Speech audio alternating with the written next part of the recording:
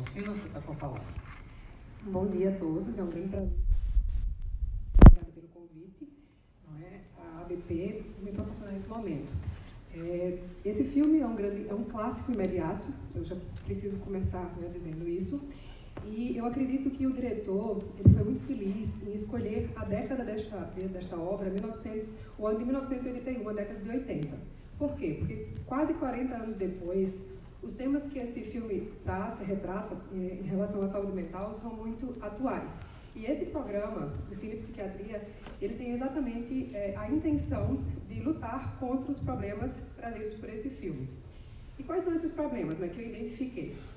Primeiro, ele trata sobre a questão da desassistência em saúde mental, que muitos pacientes psiquiátricos com transtornos mentais graves não têm. A segunda questão é a discriminação, que eles sofrem. A terceira é a exclusão social. E na frase final do Arthur, do Coringa, ele diz isso, Ele diz o que esperar de alguém com um transtorno mental, ou seja, desassistido, o qual buscou tratamento, mas esse tratamento foi cessado, solitário, ou seja, excluído socialmente, e tratado como lixo, discriminado, não compreendido, rechaçado, Então, ele traz isso na fala final do filme.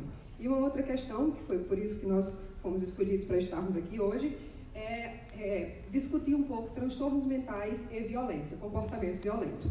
Então, talvez o que eu vá falar aqui não haverá uma concordância imediata de todos, mas é a minha visão psiquiátrica forense sobre este filme, Este filme traz diversas figuras com traços e características psicopáticas. Porém, o Coringa, em minha concepção, não é um psicopata. A violência que ele perpetra nesse filme, que ele comete, é uma violência reativa, não é uma violência proativa ou instrumental, não é uma violência premeditada, Ele reage às situações. E o que aparenta no filme é que isso começa já próximo à sua década de vida de 40, com cerca de 40 anos de idade, O que não seria condizente com um psicopata nato, que é um transtorno. A psicopatia é um transtorno grave de personalidade, neurodesenvolvimental, e que os primeiros sinais e sintomas já se manifestam na infância ou na adolescência. Isso respaldado por diversos estudos científicos internacionais, Não é minha opinião particular. Então, alguém não expressaria um comportamento, e a questão principal da psicopatia não é a violência, não é ser um homicida múltiplo. O Coringa se tornou um homicida múltiplo, sim, mas é a questão do sentimento. E a principal característica da psicopatia é a presença de crueldade e frieza emocional. É o aspecto afetivo dela, os déficits afetivos que ela provoca no indivíduo, Não nem tanto apenas a questão do comportamento. Então, esse filme também é muito rico porque ele retrata uma série de situações, O diagnóstico exato deste personagem a gente não tem, mas a minha hipótese seria um transtorno afetivo bipolar grave com sintomas psicóticos, um episódio misto, associado também a sequelas de traumatismo crânioencefálico na infância, que em cerca de 14% de indivíduos que sofreram traumatismo crânioencefálico grave podem desenvolver esse sintoma da risada patológica que ele tem. E eu achei interessante pensar nisso na infância, porque a mãe dele chama ele de Happy, e diz que ele era uma criança que sempre sorria durante toda a vida. Então, eu me questiono, Ela não entendia que aquele sorriso dele era um retrato de um grande sofrimento, Porque o que nos angustia nesse filme é que a expressão emocional é diferente da emoção sentida. A gente sente durante o filme que ele tem uma extrema tristeza, uma angústia, uma melancolia. E ele sorri. Mais alto? Tá bem. Me pediram para falar mais alto. O telefone mais perto? Tá bem. E quando chegar meus 10 minutos, por favor, me avise, porque eu sou empolgada sobre esse filme. Então, o que acontece, A gente sente que ele está triste, que ele está melancólico, que ele está solitário, que ele sente uma dor emocional imensa, mas ele sorri. Então, o sentimento sentido é incompatível com o sentimento expressado, E a mãe dele, parece, por toda a vida, também não conseguia compreender tudo isso. A questão, da associação de maus tratos na infância, a violência sofrida, a negligência, que também é trazida no filme, E suas consequências na vida adulta. É muito bem retratada a violência doméstica. Enfim, eu acho que, para começar, acho que está bem. Enfim, sim. Então, vamos passar direto agora para a Lisier, por favor. Professora Lisier. Bom dia, boa tarde a todos, já não sei mais. Eu começo agradecendo a ABP pelo convite, E ao Ciro Martins, enfim, pela possibilidade de estar aqui. Na verdade, esse filme é um presente para um psiquiatra forense, né? Eu acho que é para os psiquiatras, enfim, mas eu acho que para todos que trabalham com a rede, com a questão da saúde mental.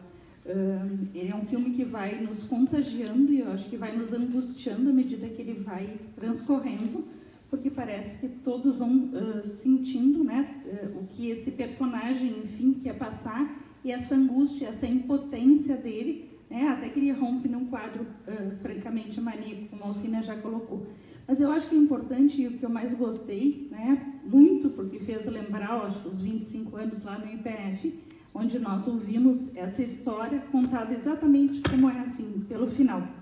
Nós sempre atendemos lá depois do crime, depois das situações com os doentes mentais muito graves, sem assistência, com certos tipos de sintomas, acabam cometendo delitos também muito graves, e aí é o fim da linha. Aí vão receber uma assistência. Então, acho que esse filme nos faz pensar, refletir um pouco sobre o quanto é importante a gente poder acabar com esse preconceito, né, poder falar que algumas doenças mentais existem, assim como existem várias patologias a nível cardíaco, dermatológico, como qualquer outra patologia, e que nós temos sim que poder buscar ajuda, né, fazer o tratamento adequado para que a gente possa ter um prognóstico melhor. Queria lembrar a todos que doença mental não é sinônimo de violência, muito menos de criminalidade.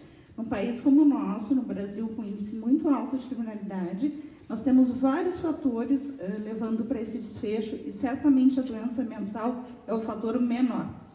Mas isso não quer dizer que uma doença mental não tratada, sem assistência, vocês veem que esse personagem ele vai sendo construído e começa, a partir do momento que seguem acontecendo várias situações traumáticas e difíceis na vida dele, a ausência de suporte de todos os níveis, né, e culmina digamos, a gotinha d'água quando ele fica também sem o remédio, sem assistência e sem o remédio. Né? Aí ele entra realmente, né, a doença realmente toma conta e aí acontecem coisas que talvez pudessem ter sido prevenidas. Quando ele diz vários momentos, né, vocês não me ouvem, né, até no final, antes desse desfecho, ele diz, vocês não entenderiam, enfim. Então, acho que ele está realmente trazendo esse tema, né, da gente poder detectar algumas situações que vão ter diferentes níveis, diferentes tratamentos, diferentes abordagens, agir a tempo como saúde mental, com os diferentes personagens que, né, compõem a equipe da saúde mental, mas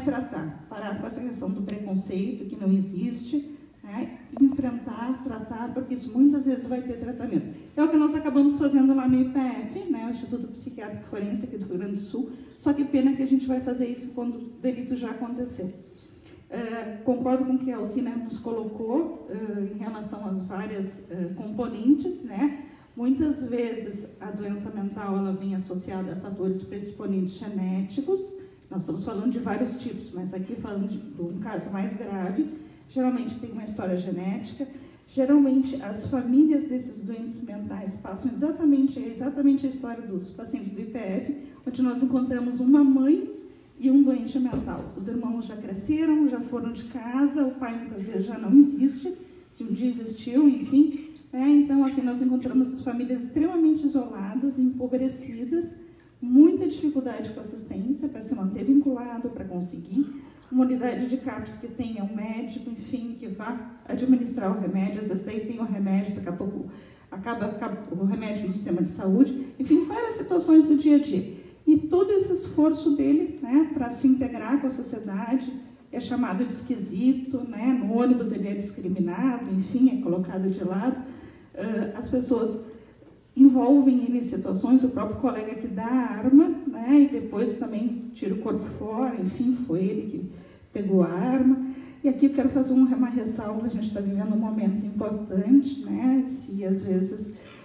de poder lembrar que aquela violência dele no início, né, quando ele chega, ele apanha dos rapazes ali, e ele tem uma resposta mais impulsiva, ele vai e chuta, né, extravasa a raiva dele ainda de uma outra forma, uma forma que tem um retorno. No final, quando ele já tem a arma, né, ele vai descarregar, como a Alcina muito bem disse, não tem uma violência do psicopata, que é a violência fria e instrumental. O psicopata dificilmente vai nos revidar, a gente pode esbarrar nele, mas dificilmente ele vai dar o retorno no momento, ele vai esperar o melhor momento exato e vai fazer de uma forma extremamente eficiente. O que nós vimos aqui era uma violência desorganizada de um psicótico, que era provocado em algum momento, ele acabava sem condições de controlar e acabava, então, exteriorizando isso. E aí a questão da arma, um psicótico com uma arma na mão, às vezes faz toda a diferença. Então, algo para a gente poder pensar, essa questão da liberação das armas também, enfim. Mais diferentes tipos de delito, não só em relação ao doente mental, os adolescentes, enfim. Você sabe que é um grande fator de risco ter a possibilidade de acesso a uma arma. Então, a partir do momento que isso aparece, aí a coisa fica mais difícil. Ressalvo também que a Alcina já muito bem colocou, a questão da diferenciação entre um psicopata, que a gente na fantasia, no imaginário comum, a gente sempre associa com delitos tipo um homicídio, porque muitos psicopatas são homicidas, mas nós temos um número muito maior de psicopatas extremamente bem-sucedidos, por exemplo, colarinho branco, e que muitas vezes não são diagnosticados, e que também têm periculosidade, só que não vão atuar nessa forma do homicídio. E a violência do doente mental, geralmente essa coisa sem nenhuma premeditação, sem nenhuma organização e sem a dissimulação. É exatamente o que acontece no filme. Eles matam e permanecem do lado do corpo, ensanguentados. Se a polícia vier, eles vão dizer que sim, que fizeram isso porque estavam... vão contar a história do delírio, enfim, ou dessa provocação, enfim. Então, não tem essa tentativa de manipulação, de dissimular. Acho que seria isso para começar. Muito bem. Bom, brilhantes colocações da Lisier e da Alcina. Nós vamos agora começar a fazer uma corrida rápida. Nós temos aqui quase 500 pessoas aqui no cinema. É extremamente importante que sejamos breves, sejamos rápidos, para que possamos aproveitar ao máximo. Meu papel aqui, Valmor Pitinini, por favor, venha sentar aqui à frente, você que é um dos coordenadores locais. Meu papel aqui é exatamente gerar dúvidas e fazer comentários para poder provocar as professoras, porque eu também sou psiquiatra forense, aí eu gosto de cutucar para incomodar, para poder ver o que sai do pensamento aí de todo mundo. Vamos lá, Cláudio, quer ter esse comentário? 1 minuto para você. Bom, eu só gostaria de agradecer aos colegas que trouxeram assim, um embasamento muito claro sobre a diferenciação de psicopatia e psicose. Eu acho que esse filme, com comentários variados que eu já ouvi, trazia muito essa dúvida, e aí entrando na questão até forense, que eu posso provocar, que é a questão da imputabilidade ou não desse personagem. Então, a minha provocação inicial é que vocês pudessem fazer, porque eu imagino que um juiz que fosse se deparar com essa citação precisaria bastante reforço assistencial de um parecer de psiquiatra forense. Então, eu trago essa questão inicial para vocês. Quer comentar? Avaliando este caso, este paciente se enquadraria como um doente mental, porque, para a lei, os transtornos mentais codificados pela CIE-10 DSM-5, os manuais diagnósticos, eles recebem outros nomes. Podem ser doenças mentais, perturbações da saúde mental, um desenvolvimento mental incompleto ou retardado. No caso do Coringa, como é um transtorno mental grave com sintomas psicóticos, uma doença crônica e que havia uma quebra do juízo crítico da realidade clara, com delírios e alucinações, ele seria um doente mental. Como havia um nexo causal entre o que ele cometeu, os atos, a doença e os atos que ele cometeu, e a capacidade dele de entendimento, e principalmente a capacidade dele de se autogovernar, de determinação, estavam prejudicadas, na minha concepção ele seria inimputável. Muito bem, Lisier. Também não teria a menor dúvida de colocá-lo como inimputável, de fornecer esses dados para que a justiça, enfim, pudesse ter instrumentos para poder responder. Não há dúvida que no momento que ele pratica, ele realmente estava num estado muito alterado. Ele tem uma doença que é prévia, parece aquela cena anterior que ele esteve num hospital, depois ele sai desse hospital e ele diz que em alguns momentos ele tinha vontade até de voltar, quando ele fala com a assistente social. Então ele já tinha uma doença prévia antes, ele tenta se manter equilibrado, passa por uma série de situações, fica sem tratamento e aí entra realmente a doença, se manifesta, porque essa doença provavelmente tem uma característica crônica, mas que consegue estabilizar. À medida que a pessoa fica sem o tratamento, ela aí sim pode oferecer risco para ela e para os outros. concordaria com tudo que a Alcina falou, doença mental grave, sem capacidade de entendimento e determinação e um nexo causal claro com aqueles delitos todos. Bom, antes de passar ali para o Valmor, em seguida, e o tempo vai ser curto, as professoras eu não posso tirar a resposta quando a resposta é técnica e importante como são, mas nos comentadores a gente tem que encurtar bastante. Quem quiser fazer pergunta aí da plateia, por favor, vai levantando a mão para a gente marcar e depois já levar o microfone. Valmor Pitinini e depois Euclides. Boa tarde para todos. Esse filme, para mim, é muito perturbador, porque essa divisão do coitadismo e da reação justificada da pessoa que é humilhada é muito complicado. E tem um detalhe do filme que, se vocês lembrarem, é importante a gente notar, é que cada vez que ele cometia um crime, uma maldade, a câmera focava ele por trás e ele crescia. E ele foi crescendo, crescendo, na medida que a maldade ia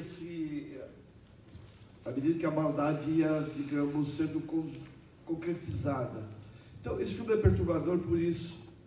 E termina, vocês repararam, ele caminhando com o sangue da última terapeuta, né, que ele matou também. Quer dizer, ele foi num crescendo de violência e a ideia de que fosse um símbolo social de revolta é perturbadora. Euclides. Bom, primeiramente agradecer a esse público maravilhoso com a nossa 31ª edição ininterrupta. E em relação ao filme, é curioso, porque normalmente os super-heróis e os super-vilões, que são os inimigos dos super-heróis, têm poderes sobrenaturais ou têm uma força descomunal. E o Coringa, a força do Coringa é a sua fragilidade. Ele trabalha em cima de uma fragilidade absurda. E, por outro lado, ele também representa uma sociedade reprimida, uma sociedade injustiçada. Então, o Coringa, ele vira Coringa por causa de uma sociedade também que o faz ser Coringa e põe nele a possibilidade de dar essa resposta. E isso é uma coisa incrível, porque o filme, pelo menos, mostra, ou tenta mostrar, que qualquer um de nós pode passar por essa situação, qualquer um de nós pode virar um vilão ou mesmo um herói, dependendo do que a sociedade faz conosco. Evidentemente, a sociedade não cria psicopatas, isso eu concordo plenamente com todos que falaram até agora, mas ela pode potencializar essa característica. Então, eu pergunto para as minhas comentadoras se realmente o Coringa representa a sociedade que o produziu.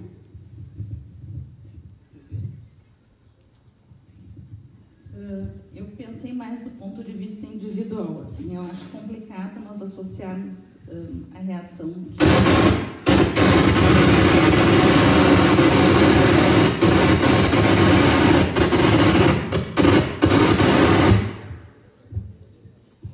Acho que o microfone entrou em sintonia com o filme. Eu acho complicado nós associarmos, e acho um risco nós associarmos a questão de doença mental, assistência, com coisas mais políticas, assim. Não discordo de que tem vários fatores que contribuíram para esse desfecho, mas eu acho que o enfoque maior do filme era justamente de tentar discutir, né, essa questão da falta de assistência, da falta de cuidado, da falta de suporte, da carência de tudo associado com uma fragilidade que provavelmente que esse personagem já tinha, tendo um desfecho ruim. Acho que depois, obviamente, as pessoas se identificam, enfim, isso tem toda uma repercussão social, no fim, aparece muito claramente, muito escrachadamente, mas eu acho que eu daria um enfoque maior justamente para a questão da doença mental. E eu gostei muito da colocação do Valmor, no sentido dele mostrar os diferentes momentos, né? Para mim, o que eu vi cenas de um personagem empobrecido, com uma roupa cinza, né, encurvado e extremamente emagrecido, que nos faz lembrar muito um quadro depressivo, né, de uma depressão grave. E, de repente, quando ele faz aquela virada, quando ele termina, né, ele está com aquela coloração vermelha, ele está engrandecido, ele está cheio dos poderes, ele dança, enfim, né, parece que ele triunfa em cima de tudo isso que aconteceu. Mas não seria exatamente um triunfo do psicopata, mas sim muito mais um triunfo de uma reação maníaca mesmo, de estar, digamos, fazendo um carnaval, que era o apelido dele, né, em cima de uma desgraça que foi a vida dele. Eu vou pedir às pessoas o seguinte, para facilitar e sermos mais ágeis e mais pessoas participarem, nós vamos deixar o microfone dessa ponta, se possível, o microfone aqui, e as pessoas desçam até o microfone para fazer a pergunta, por favor, porque facilita e mais pessoas poderão falar. Alcina? Complementar o comentário da doutora Luzia, é isso? Não. Mais alguma coisa a acrescentar no comentário? Sim, eu concordo também com tudo que a doutora Luzia disse, e eu acredito que o comportamento criminoso ele é multifatorial, e o filme realmente retrata isso, essa multifatorialidade, e também eu acho que é um alerta para a gente da escolha dos ícones, não é? Porque ele se torna realmente um ícone no final, mas ele é um ícone projetado, porque quando ele vai ao programa, ele diz, eu não sou uma pessoa política, eu não sou uma pessoa que inicia movimentos, eu só fiz isso individual, mas a população projetou os anseios nele e ele se tornou um ícone, né, de violência e de buscas sociais. Assim. Bom, aqui, o microfone já está aqui. Por favor, pode se identificar e falar. Bom dia. No máximo 1 minuto. Meu nome é Leonardo, eu sou professor. Eu queria trazer, na verdade, 2 comentários, 2 questões para serem pensadas. Uma delas, ele escreve no diário dele que a sociedade espera que pessoas com transtorno mental se comportem como se não tivessem. Eu acho que isso é uma questão importante para a gente pensar. O quanto nós todos temos que estar encaixados num modelo, num padrão de comportamento, de vestimenta, etc. E a outra questão que eu tenho observado em vários filmes é como os personagens principais precisam ter uma relação muito forte parental. Eles estão sempre buscando a aprovação dos pais ou a destruição dos pais para que então possam ser livres. Aqui no caso do Coringa, a gente tem isso, ele se livra, ele se torna bem com ele mesmo, digamos assim, a partir do momento que ele mata a mãe, tanto psicologicamente quanto fisicamente. É isso, obrigado. Okay. Vamos agora a pessoa do lado de cá, se identificar. Bom dia a todos, meu nome é Niara, eu sou arquiteta. E uma coisa muito interessante sobre esse filme e a repercussão que ele tem é que ele foi muito discutido nas redes sociais. Eu mesma fiz um post quando eu assisti ao filme e vi outros posts aparecendo. E alguns foram bem ao encontro do que as psiquiatras forenses falaram da questão do preconceito, porque eu vi em alguns casos uma incomodação muito grande da pessoa que estava fazendo o post em relação à justificativa. Então o cara está cometendo crime e está sendo justificado, então como é que é isso? Então isso me deu uma impressão de uma pessoa que ela não admite que a própria sociedade e a falta de cuidado possa criar uma autofagia ou gerar suas próprias relações de violência. Então, quando vocês falaram da questão do preconceito, eu me lembrei muito dessas grandes discussões que aconteceram nas redes sociais. Ok. Do lado de cá? Bom dia a todos. Jaime Katz, 5º anista de Direito desistente. Eu vejo... primeiro queria cumprimentar os mentores desse programa, porque a última vez que eu estive aqui havia umas 100 pessoas e hoje está completo o auditório, o que prova o sucesso dessa iniciativa da Ciro Martins. Depois eu queria dizer que só é interessante analisar o doente mental quando nós o colocamos na relação de vida que temos no Brasil, por exemplo. E aí, mentiras, crimes, isso, aquilo, a política que nós temos aqui, que terminam conduzindo todo jovem a um desânimo e agressividade que a gente vê aí em cada momento. Okay. Isso me traz uma lembrança que aqueles que não permitem as revoluções pacíficas preparam as sangrentas. Alguém já disse. Obrigado. Bom, vamos para o seu comentário aqui. Alcina, quer comentar? Sobre essa questão da família, eu acho que das figuras parentais, eu achei interessante porque o Coringa, né, ele coloca como o pai idealizado o apresentador do programa. Até Até o apresentador via chacotear ele, humilhá-lo, não é? Mas é interessante que o nome que ele se coloca, Coringa, veio desse apresentador. Antes ele era Carnaval. E ele também acaba matando esse apresentador.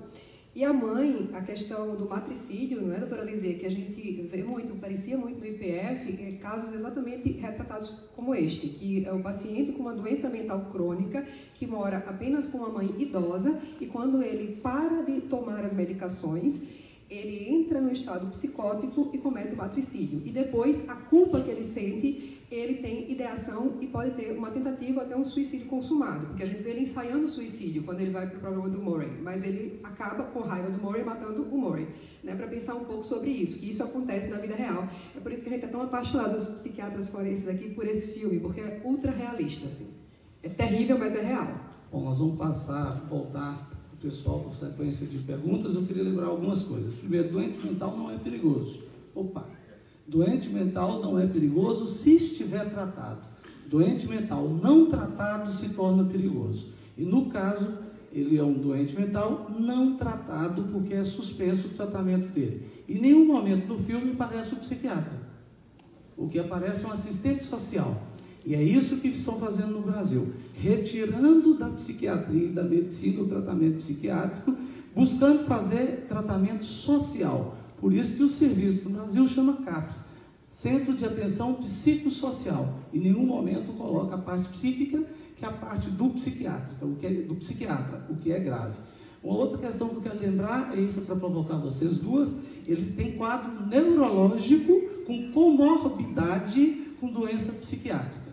Ele tem quadro neurológico, isso a história é clara, e o tipo de apresentação dele, do sorriso dele, é uma manifestação de epilepsia.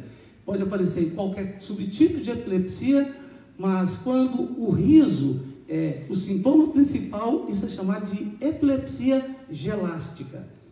Esse é um quadro em que ele tem aquele sorriso, mas aquele sorriso que ele não consegue parar, aquele sorriso que inicia e que parece ter um fator, um gatilho, que é o estresse, que é a situação em que ele é exposto, aí ele não consegue parar aquele riso. Os outros risos, ele conseguiu parar o riso para chegar até o chefe, ele consegue parar, ele não consegue parar dentro do ônibus, né, dentro da lotação, quando ele está indo com a criança, que ele está brincando. Então isso é um tipo de epilepsia e nós sabemos que é importante tratar também adequadamente os quadros neurológicos, como a epilepsia, porque pode se tornar uma pessoa violenta se ela estiver sem tratamento. Isso é grave, isso é extremamente importante, precisa ser dito. A epilepsia tem muito preconceito contra quem tem epilepsia, transtorno mental também tem muito preconceito com quem tem o transtorno mental. Então, aqui agora, depois eu vou seguir com meus comentários e minhas provocações para vocês duas, tá? Vamos lá. Boa tarde, meu nome é Matheus, eu sou estudante de psicologia e eu queria ter formulado minha pergunta melhor, mas eu não consegui porque eu estava escutando, mas enfim. Eu queria perguntar, assim, levantar essa questão de que hoje em Porto Alegre estão surgindo muitas pessoas, assim como o Coringa, de uma forma menos poética, em lugares menos americanizados, mas eu queria saber até onde o DSM e a CID-11 vão nos ajudar a lidar com essa situação e até onde a questão do tratamento psicossocial vai fazer esse papel, porque a gente vê dentro do CAPS, dos serviços, assim, dentro das periferias, talvez, e não só ali, né, mas a questão pública, de saúde pública, que está se transformando num cenário que eu não sei se vai mudar, se tem algum plano. Aqui, por favor. Meu nome é Simone, eu sou filósofa, trabalhei alguns anos como professora da rede pública de ensino e eu gostaria de fazer uma pergunta que é quanto à questão, eu não lembro se o nome é de Fusa Verde, colocou quanto à questão da pessoa que comete o delito chegar de uma família desestruturada, normalmente formada só da mãe e daquele cidadão. Isso é algo que é mais referente à formação familiar em si ou a uma questão socioeconômica?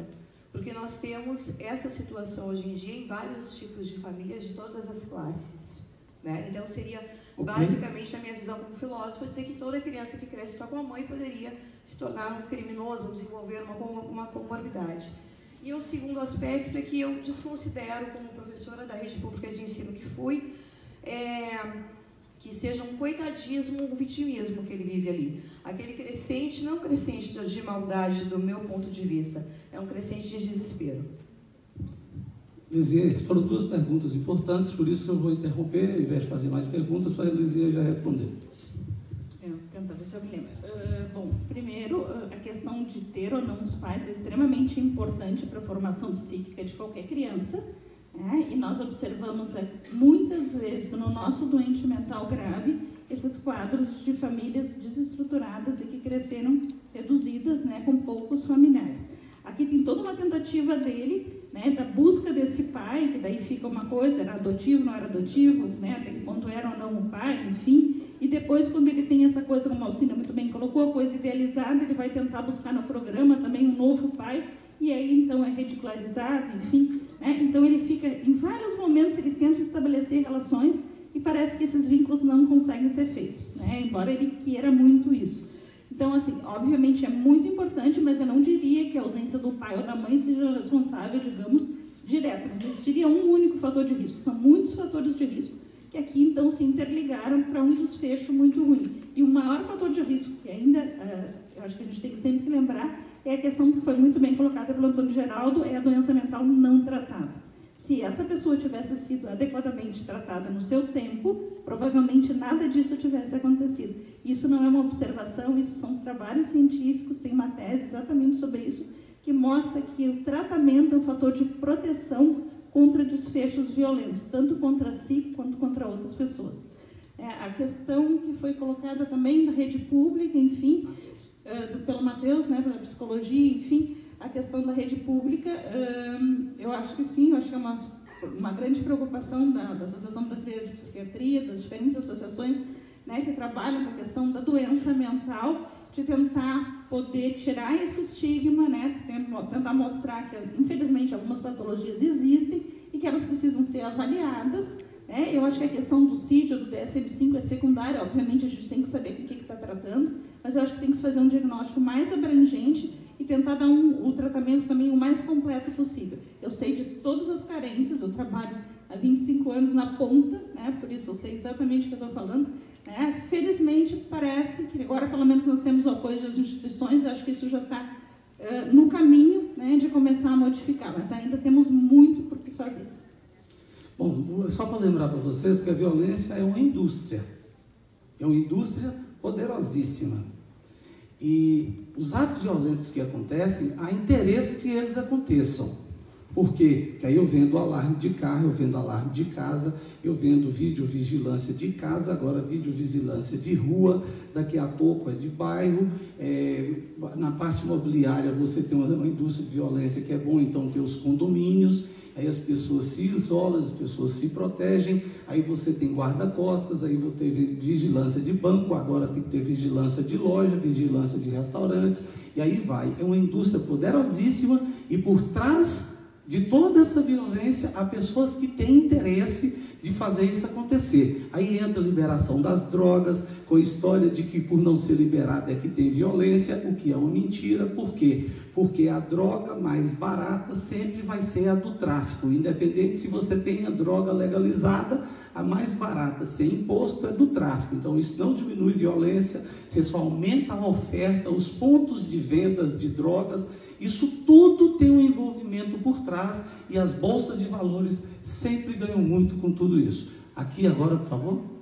Meu nome é Rosane, sou estudante de psicologia.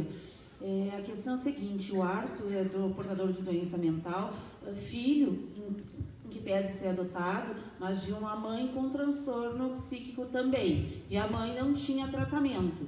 Será que um Estado, em vez de um Estado manicomialista, uma política manicomialista, como é o do filme, se ele não tivesse uma política de redução de danos com uma terapia sistêmica para a mãe e para o filho, porque a mãe não tem tratamento, isso não poderia, de repente, ter minimizado, e até a manutenção do tratamento do Coringa, porque foi suspensa, a redução dos medicamentos, a redução não, o corte dos medicamentos, a interrupção, tudo isso, se houvesse uma política de redução de danos, e se houvesse um tratamento através de terapia sistêmica, mãe e filho, isso não poderia minimizar, ou talvez até fazer com que não acontecessem esses efeitos todos? Isso é uma resposta. Aqui, por favor. Tinha alguém para pergunta? Você estava... Graciela ia fazer uma pergunta? Estava aqui? Não. Bom, quer responder? Eu só esqueci, vou fazer só um... desculpa, então você ia falar? Tá. Eu ia só fazer um gancho que me falaram, eu esqueci na hora de responder, da questão da classe social, né? A doença mental está em todas as classes sociais e a violência está distribuída em todos. O que acontece é que nas classes sociais mais diferenciadas, entre aspas, né, a violência existe, mas muitas vezes as pessoas têm mais acesso ao tratamento. Então, o tratamento fica facilitado, porque as pessoas podem pagar por isso, enfim. Tá? Quanto à questão antimanicomial, enfim, né, as possibilidades, é óbvio que o tratamento, qualquer tipo de tratamento, desde a unha encravada até um surto psicótico, enfim, ele deve ser pensado de uma forma multidisciplinar. Tá? E acho que nenhum de nós, médicos, em geral, nem falando com psiquiatra, enfim, temos prazer em internar um paciente. Né? Acho que não. Se nós pudéssemos fechar os hospitais e acabar com a patologia, eu começaria pela pediatria e eu fecharia a UTI pediátrica, com a ideia de que então não morre mais nenhuma criança. Se isso tivesse o dom, a mesma coisa em relação aos hospitais psiquiátricos. Né? Se ao fechar o hospital psiquiátrico eu acabasse com a doença mental, eu seria a primeira a querer isso. O tratamento de qualquer problema, ele inicia lá no postinho de saúde, na unidade sanitária, porque geralmente a complexidade é menor, e se a gente tiver uma boa equipe lá, a maior parte dos problemas vão estar resolvidos lá. Vai chegar para a internação o caso mais grave, o caso onde as terapêuticas não foram suficientes naquele momento, porque em outros momentos se consegue resolver a unidade sanitária. Então, assim, o hospital, a unidade de tratamento intensivo, o bloco cirúrgico, obviamente, nunca são os primeiros tratamentos. Nós vamos primeiro tentar tratar de todas as formas, com a equipe multidisciplinar, incluindo o médico, incluindo o psiquiatra, e muitos dos casos nós vamos poder resolver aí. Para aqueles casos que realmente se tem uma indicação importante, que tem risco de vida, que tem um risco de agressão grave, nós não vamos esperar o fim do filme do Coringa para enterrar. Se esse moço tivesse sido tratado antes, ele não teria matado. Isso é exatamente a história que nós ouvimos todos os dias lá no IPEF. Então não adianta fechar o IPEF, seria primeiro a fechar. Mas então vamos tentar fazer esse diagnóstico antes, tratar adequadamente, para que a gente tenha menos casos de internação. Mas a internação, sim, ela tem indicações bem precisas, indicações médicas, que têm que ser seguidas em alguns casos. Colocações precisas e importantes. Eu vou fazer um complemento, Luiz, porque eu acho que esse tema é bastante interessante, que é o seguinte. Primeiro, a gente precisa conhecer a definição das coisas para poder entender as coisas, vamos dizer assim. Então, quando as pessoas falam paciente, quando falam usuário, no caso de Lisier vai falar periciando, quando ela está fazendo o trabalho do IPF, quando a Alcina também está fazendo o trabalho do IPF, são nomes diferentes. Esse nome usuário, por exemplo, é um nome inadequado. Quando o usuário procura o usuário, não existe, porque o usuário é quem usa droga, quem usa internet ou quem usa serviço.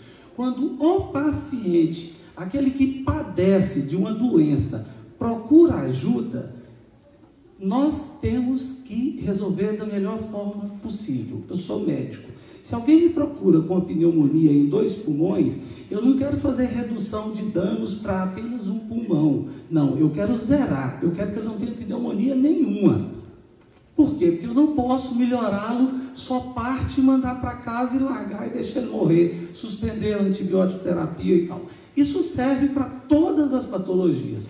Quando fala-se em redução de danos, é algo que é tratado quando você vai falar de álcool e drogas apenas. Para os outros transtornos mentais, Aqueles que padecem de transtorno mental não são aqueles que são portadores, porque em psiquiatria a gente não tem especificamente doença em que as pessoas transportam essa doença, elas padecem dessa doença, é diferente de quem tem pneumonia, porque ele é portador do vírus ou da bactéria da pneumonia, aí tem sentido. Mas os padecentes, que é aqueles que estão adoecidos, eles precisam de tratamento para chegar ao resultado de ausência daquele mal. Se é o álcool, ausência do álcool. Se é a droga, ausência da droga. Isso é importante entender, porque essa história de redução de danos é uma história assim, que é mal compreendida também. Redução de danos não pode ser fim. Redução de danos é estratégia. Você usa da estratégia de redução de danos para a finalidade de ficar abstinente de álcool e drogas. Então não pode confundir, que era o que era confundido no Brasil, falar de redução de danos como sendo fim. É estratégia. Estratégia, finalidade, atividade fim, é o que se quer chegar, é outra história. Tem aqui pergunta? Ainda mais alguma pergunta desse lado? Por favor. Oi, meu nome é Laísa, eu sou estudante futura psicóloga. Eu não sei, para quem não sabe, que alguns cinemas dos Estados Unidos, eles preferiram não passar o filme, ou se passassem, eles indicaram que as pessoas não fossem com blusas, ou tipo, usassem fantasias e máscaras, visando que indivíduos com problemas mentais similares ao do Coringa pudessem usar aquilo como uma válvula, ou tipo, visassem ele como um modelo a ser seguido. Eu queria saber a opinião dos comentaristas e das psiquiatras aqui sobre isso. Eu discordo, eu acredito que é uma obra de arte e que deve ter livre expressão em todos os ambientes, não é? A ocorrência de um ato violento, ela pode se dar em qualquer ambiente, no shopping, no supermercado. Nos Estados Unidos tem tiroteio no supermercado, Walmart, shopping, rua, né? Então, houve alguns casos no cinema, sim, e daí a população, né, de lá tem um certo receio. Mas eu não acredito que esse filme instigue nada. Eu acredito que esse filme eduque e faça as pessoas pensarem e refletirem. E eu gosto muito até desses takes de câmera. Eu acho que esse filme merece todos os Oscars, tá? Trilha sonora, roteiro, produção, direção, melhor ator, tudo. Eu sou fã completa dele. E agora me perdi na meu raciocínio. Às vezes, situação, eu ia falar de uma coisa assim.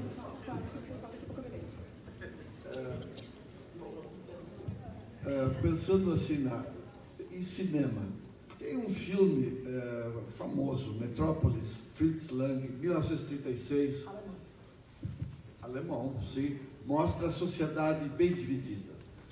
Na superfície, os ricos brincando nos parques e tal, e no subsolo, os pobres trabalhando nas máquinas, produzindo e tudo mais. Esse filme lembra um pouco nesse aspecto. Se vocês lembrarem, assim, quando aparecem os ricos, todos gordos, de smoking, e no cinema assistindo, todos bem comportados, e o resto, a plebe toda, é que funciona, quebra, vira e mexe.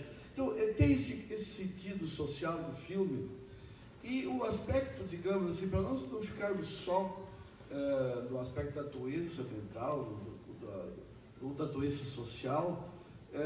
Esse filme é muito rico em vários aspectos, mas eu volto a insistir assim que ele estimula um lado muito negativo, essa ideia de que a violência vai fazendo que ele vá se libertando e crescendo, o que não é correto. A outra coisa também é o aspecto da adoção, é outro capítulo. Enfim, é um livro rico, é um filme riquíssimo, mas que todas essas outras conotações que a gente tem que pensar. Fui caçado, tá bom. Muito bom. Só lembrar que isso é uma obra de arte, então nem sempre é possível você fazer uma obra de arte diagnóstico psiquiátrico. Por quê? Porque não obedece exatamente aquilo que apresenta como um quadro clínico específico de um tipo de patologia. Inclusive, quando fala de bipolaridade, isso é algo para discutir mais intensamente. Eu acho que é epilepsia gelástica e que faz uma comorbidade aí, e a falta de tratamento piora a situação dele. Porque eu vejo no filme, por exemplo, com prazer após cometer os assassinatos. Ele dança, ele pula, ele saúda essa situação do fazer. Como é que seria isso, então, o bipolar fazendo isso, Alcina? Dizia primeiro. Eu acho que uma coisa não exclui a outra. Acho que existe sim um componente neurológico, né? Mas acho que tem toda a descrição do filme, né? Essa série dele, da depressão, desse emagrecimento. Claro que é um exercício que a gente está pensando junto, né? Em cima de um estímulo literário, em cima de um filme. Mas nos faz pensar essa magreza, essa tristeza, né? A postura dele. Toda a cena aquela que ele faz na escada, né? A forma como ele desce a escada quando ele está na primeira fase, né? As cenas sombrias na casa, a cidade toda cheia de lixo, enfim, nos lembra muito mais essa fase da depressão. E depois, com a virada, ele tem todo o colorido dele, né? Enfim, a postura dele, ele está inteiro de novo, né? E aparece a questão da brincadeira, né? O público eventualmente se identifica com algumas coisas, ri, né? Porque aquela coisa maníaca ela nos contagia também. Então é nesse sentido que me fez raciocinar nesse aspecto da psicose, e dessa psicose como uma coisa reacional, uma coisa mais maníaca, assim, foi em função disso. Mas eu não excluiria, obviamente, o quadro neurológico como comorbidade junto. Também penso de modo semelhante, doutora Lizzie. Posso fazer duas observações? Tá. A primeira é que, assistindo esse filme, eu fiquei pensando também sobre outras representações, no sentido de que a gente vê o Bruce Wayne, o futuro Batman, e o Coringa, não é? E a gente sabe, quem assiste ou lê os quadrinhos, que um não vive sem o outro. E esse filme retrata a hipótese deles serem irmãos. Porque eu também não fiquei convencida que aqueles documentos não fossem forjados por um político rico que não queria um filho bastardo da empregada, tá? E a fotografia que ele acha da mãe jovem bonita atrás, ele dizendo, como eu gosto do seu sorriso, seu belo sorriso, T.W. Thomas Wayne. Eu prestei muita atenção, é a terceira vez que vejo o filme, a letra daquela foto não é a mesma letra da carta que a mãe escreve, então provavelmente não é um delírio dela, uma erotomania. E outra coisa que eu acho interessante é que os diagnósticos dela são de transtorno delirante e de transtorno de personalidade narcisista, e o narcisista que a gente vê nesse filme é o Thomas Wayne, é o pai do Batman. Então, falar um pouco sobre duas crianças que crescem em cenários completamente diferentes. Uma sofrendo maus tratos, abuso, negligência, privação, traumatismo crânioencefálico, e mesmo assim fica com essa mãe que permitia esses abusos e que talvez, sim, tinha doença mental. E a outra criança que teve uma infância feliz, rica, com muita proteção, porém perde de maneira traumática os pais e se torna um justiceiro, não é? Então, assim, a criação desse enredo é muito rica e muito bonita. Então, eu queria fazer essa observação. Não, e mais uma, era a questão do filme, é que lá nos Estados Unidos ele foi um blockbuster na questão acima de 16 anos. O filme mais visto acima de 16 anos. Então, como eles não conseguiram bloquear o filme em todos os cinemas, colocaram a censura alta, mas ele foi extremamente visto. Muito bem. Na verdade, quando eu fiz um comentário, porque eu vi um comentário aqui no meu celular, enquanto eu falo, eu vou lá e vejo para ver se tem alguma pergunta ou algum comentário. Quando nós fizemos um comentário aqui sobre álcool, drogas e cigarro, primeiro que eu era um tabagista, lembrar disso, né? É grave, fumo muito, e isso inclusive é ruim para quem faz uso de medicamentos psicotrópicos, porque aumenta o clearance dos medicamentos. Isso significa que você joga o medicamento fora, você perde a ação do medicamento. E segundo, que a aluna de psicologia fez a pergunta que eu achei interessante que ela fizesse sobre redução de danos. Então, para falar de redução de danos, poderia ser usado no filme para o tabagismo. E aproveitamos então para poder citar onde se faz redução de danos, no álcool e drogas e outras drogas. Então era importante falar sobre isso. Mais alguma pergunta desse ou desse lado? Então desse lado agora, por favor. Olá, Ana, sou paciente do Dr. Euclides. Então, eu vou voltar lá para o início, quando vocês falaram a diferença sobre psicopatia e psicótico. Eu queria que vocês salientassem um pouco essa diferença e falassem um pouco, vocês falaram em tratamento, em redução de danos, mas psicopatia tem tratamento, tem cura? Como seria para diminuir a consequência disso? Porque a pessoa nasce assim, né? Ok. Lisier, acho que é importante falar de imediato. Tá. A questão da grande diferenciação. O doente mental grave, né, o psicótico não tratado, normalmente ele tem um passado de história de doença mental, de internação, como aparece aqui, né, ele tem sintomas dessa doença antes da eclosão do delito, ele não tem antecedentes criminais, né, ao contrário do psicopata, né? O psicopata, ele começa com um transtorno de conduta, então ele começa, eu sempre brinco, queimando o rabo do gato, e não é porque eu gosto de gato, mas porque eles realmente fazem isso, né? Eles têm uma crueldade com os animais, eles têm crueldade com outras crianças, eles têm fuga precoce de casa, eles fogem do colégio, eles são expulsos, enfim, eles têm passagem pela FEBEM, então eles têm uma rica vida com atos infracionais, normalmente. Quando eles entram na idade adulta, eles já entram, então, daí, com esse, digamos, esse know-how, e aí segue. O que acontece? O psicopata, ele tem normalmente uma versatilidade criminal. O psicopata, dificilmente, ele faz só um tipo de delito. Ele tem essa capacidade de fazer, né, desde roubar a borrachinha e riscar o carro da professora, até um homicídio sexual serial. Então, ele tem várias habilidades. O nosso doente mental crônico, normalmente o delito dele é praticado contra as pessoas e contra as pessoas que estão ao redor, porque é fácil saber. Um doente mental crônico normalmente não tem vida social, infelizmente, deveria ter. Nós deveríamos também trabalhar nesse aspecto. Mas a doença, o isolamento, o empobrecimento, vocês veem toda a fantasia dele, né? A gente fica empolgado, que parece que ele está com a moça, ele está com a vizinha, e ele estava alucinando. No final, parece que ele estava sempre sozinho. Sozinho, ele é aquela mãe idosa, também doente mental. Então, aí também mais. E toda a questão do crime, né? Enquanto que o crime do doente, do psicopata, está relacionado, enfim, com essa premeditação, com a dissimulação de provas, com um ganho, o psicopata tem que ter algum ganho, né? Nem que seja o poder, enfim, o psicótico não ganha absolutamente nada. Pelo contrário, ele só, digamos assim, ele vai acabar no hospital, enfim, ele acaba isolado, né? Ele só tem perdas, não tem nenhum ganho nessa história. Lado de cá, por favor. Olá. Lembrando assim, que doenças crônicas, não só psiquiátricas, retiram as pessoas de relações sociais. Tem inúmeras doenças crônicas que retiram as pessoas das relações sociais.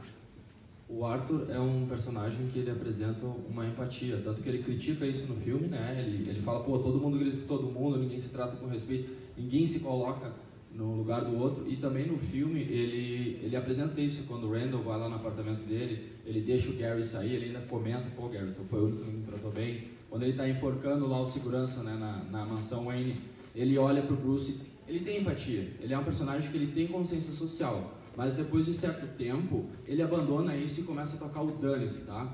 Que efeito é esse na mente, na psique dele, que ele abandona totalmente a razão, a empatia e o seu conceito de sociedade? Porque no final ele acaba executando lá o psiquiatra e a gente acaba ficando sem saber por quê. Ele só comenta, você não entenderia, ou seja, ali naquela parte final do filme ele já não está mais empático, né? Ele só toca o dane-se, tu não me entende, então deu pra ti. Provavelmente é uma consequência, não é, da lesão do lobo pré-frontal que ele tem adquirido durante a infância e a ausência de medicação, porque ele começa também os atos violentos, não é, depois que ele fica privado dos remédios. E o indivíduo com a hipofrontalidade, ele não consegue mais controlar áreas cerebrais mais primitivas, como o sistema límbico e a amígdala. Então, ele vivencia reações emocionais muito cruas, tais como raiva e ódio, não é? De uma maneira comportamental.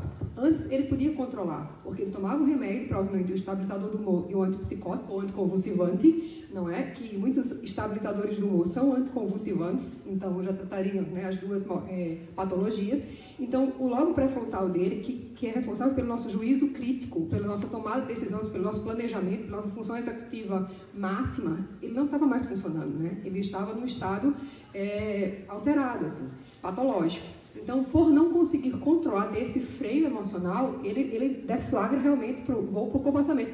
Não tenho mais nada a perder. Não foram muitas dores durante uma vida, associada com um fundo de doença mental realmente muito grave, tá? E a ausência de tratamento e de suporte social, que é isso, isolamento. A frase dele final de fechamento foi fantástica. É um transtorno mental não tratado, é o isolamento e é o rechaço social. Isso pode causar violência, tá? É o alerta que ele traz. Sim, o filme ele tem uma tensão emocional muito grande. Esse personagem ele olha para nós e ele diz durante todo o filme: você faz isso comigo. Se eu sou uma pessoa esquisita, estranha, se eu tenho uma fragilidade, você vira a cara para mim, você me maltrata. Se eu sou sujo, você me critica. Eu e a doutora Lizzie, a gente assistiu esse filme e a gente foi ao delírio, porque os dedinhos dele são queimados de cigarro. A gente que trabalhou no Instituto Psiquiátrico Forense, a gente está tendo pacientes assim, né? E ele deformado fisicamente, muito emagrecido.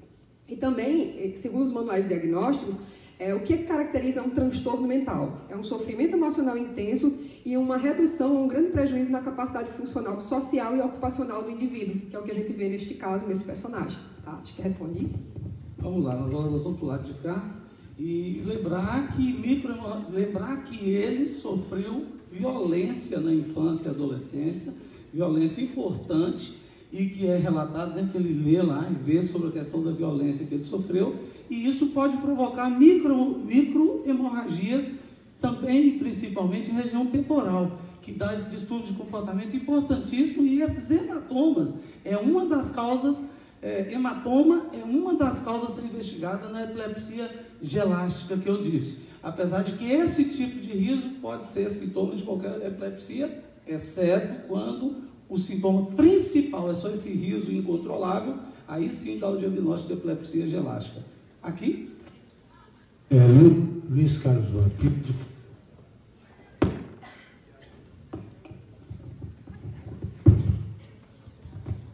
Psiquiatra e psicanalista. Além de cumprimentar a BP, Associação Ciro Martins, pela iniciativa e debatedores, eu queria destacar e dar ênfase como bem apanhado foi a questão trazida pela mesa, que é a negação da doença mental. A começar pelo seguinte: doença mental sempre equivale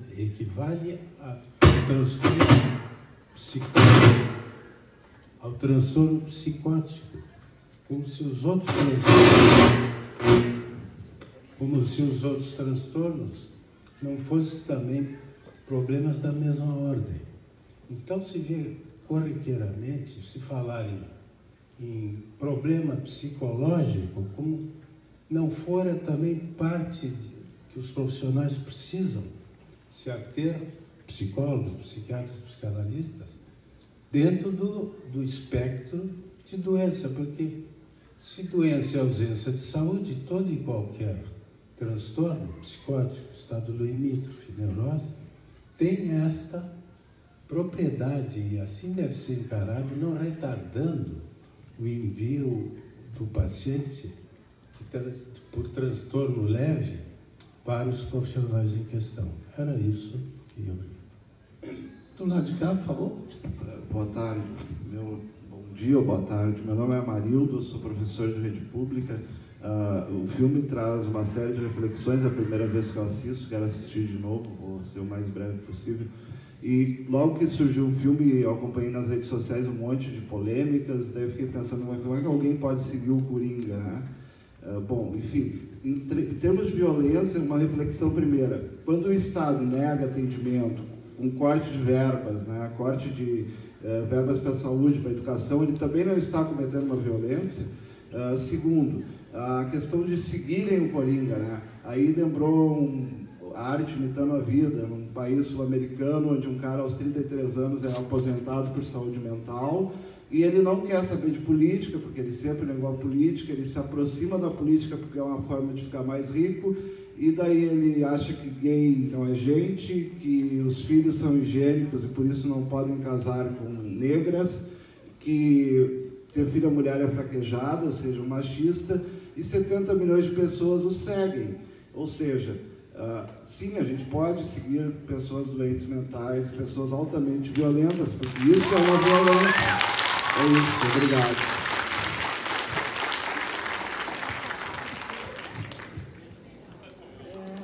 Sem dúvida, são vários fatores, né? Eu concordo que, digamos, a ausência de um tratamento, de um encaminhamento adequado para qualquer patologia é, sim, uma violência. Acho que esse filme denuncia muito bem isso. A gente aqui está enfocando o tempo inteiro na doença mental, mas poderia ser qualquer outro tipo, né, de patologia, enfim. Então, é bem importante que a gente possa lutar, enfim, que nós, como da equipe da saúde, possamos ter isso muito claro, né, e poder ver que as consequências para aquela pessoa, para aquela família ou para aquela sociedade são muito importantes e que isso é, sem dúvida nenhuma, um direito básico. Alcina? Sobre a questão de incitar politicamente. Enfim, eu concordo com as observações da doutora Lisier, não é?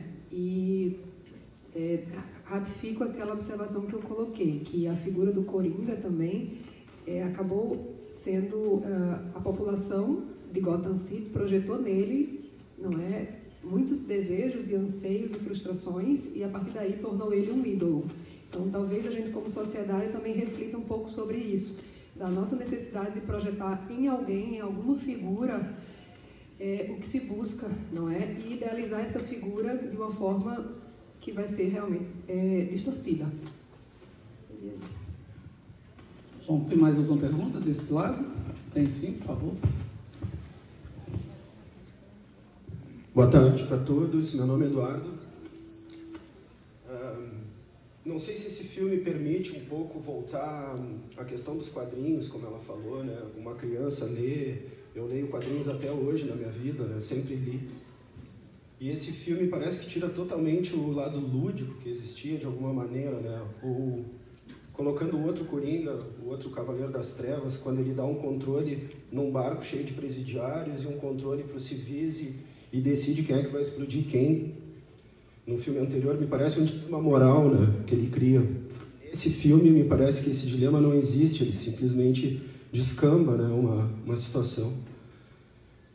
Um comentário a respeito disso e uma questão técnica no final, se a psiquiatra ali não deveria estar acompanhada de um segurança, fica sozinha com um criminoso, tudo pode acontecer ali naquele determinado momento.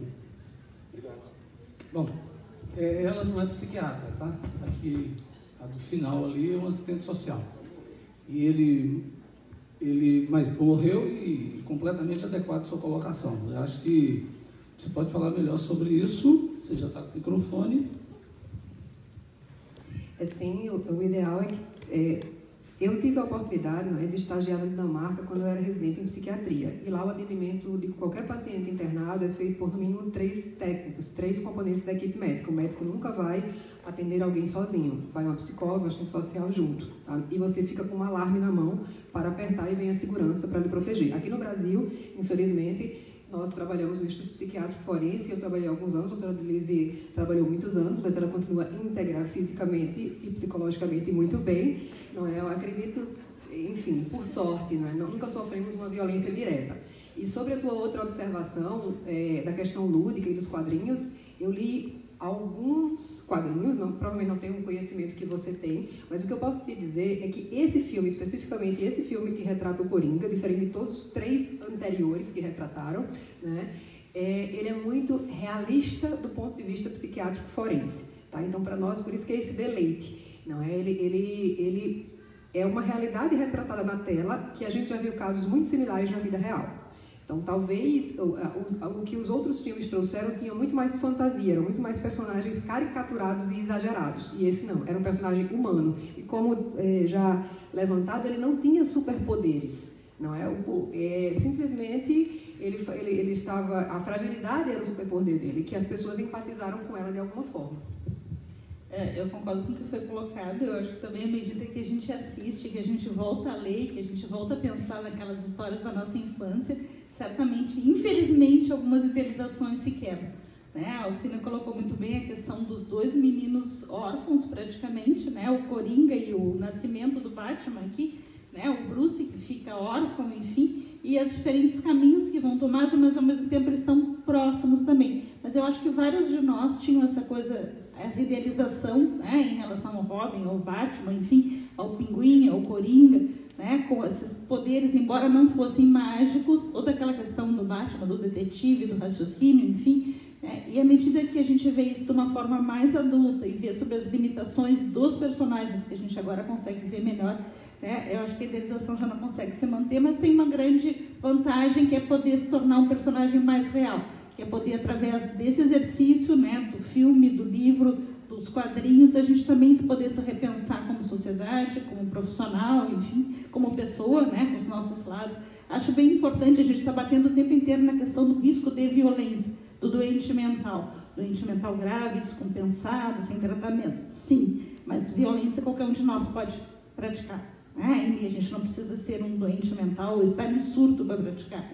Né? Assim como um preso teoricamente não teria uma doença mental e pratica enormes violências, ou pessoas, às vezes, em situação de poder, praticam violências que vão ter graves consequências para um grupo muito maior até do que do Coringa, que é um serial killer.